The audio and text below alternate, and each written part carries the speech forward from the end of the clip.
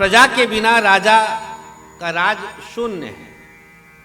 दूसरे प्रजा का अर्थ है परिवार के बिना। गृह धिक्कार है, धिक गृहम प्रजाहीन। आप घर में अकेले पड़े रहें, कुछ दिनों बाद लटका हुआ कोई मिलेगा, डिप्रेशन, पूरा परिवार विदेश बसा है, कुछ दिन बाद दुर्गंध से दरवाजा खुला तो धिक गृहम। अगर आपके परिजन नहीं है तो आपका घर श्मशान है। इसलिए परिवार का महत्व समझना चाहिए, है तो उसका महत्व समझे। कहीं नरम गरम हो तो देख लीजिए, यकीन मानिए जिसका परिवार नहीं है वो ज्यादा दुखी है, मैं उसका गवाह हूं। अगर आपका परिवार है तो आप भाग्यशाली हैं। बस थोड़ा सा नरम गरम जो हमने कहा। आज संतानहीन आत्मदेव करुण क्रंदन करते हुए, विलाप करते हुए बैठे हैं, संत को बता रहे हैं कि हे महाराज, हमारा जीवन धिक्कार है, हम क्यों जी रहे हैं।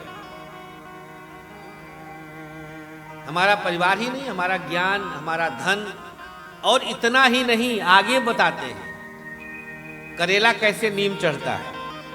बोले महाराज एक धेनु है, वो भी बांझ है। कहे अच्छा?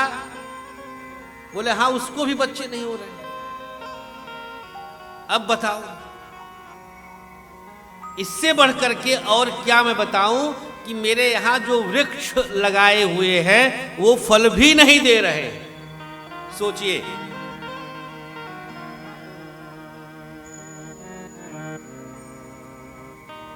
इस तरह से करुण क्रंदन करते हुए रो रहे हैं, बिलख रहे हैं, और अब अपना पूरा कारण बता दिया कि हम क्यों दुखी हैं।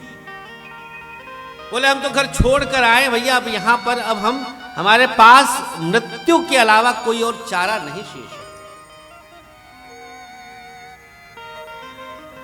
निःसंतान होने का दंश आज आत्मदेव जी के हृदय से शब्द बनकर बाहर निकल रहा है।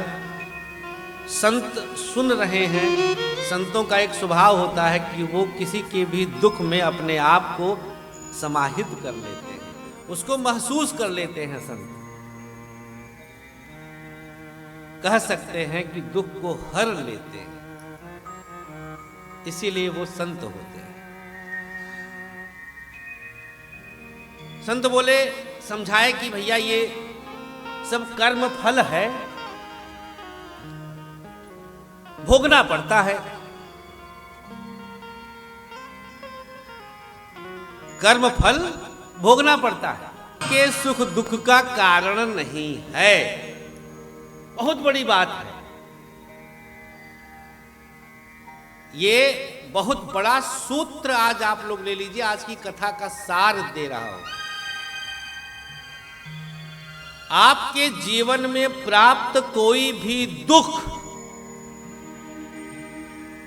तीनों प्रकार का, दैहिक, दैविक, भौतिक, त्रिताप, तापत्रय विनाशाय, इसी का नाश करने के लिए आज आप लोग कथा श्रवण कर रहे हैं।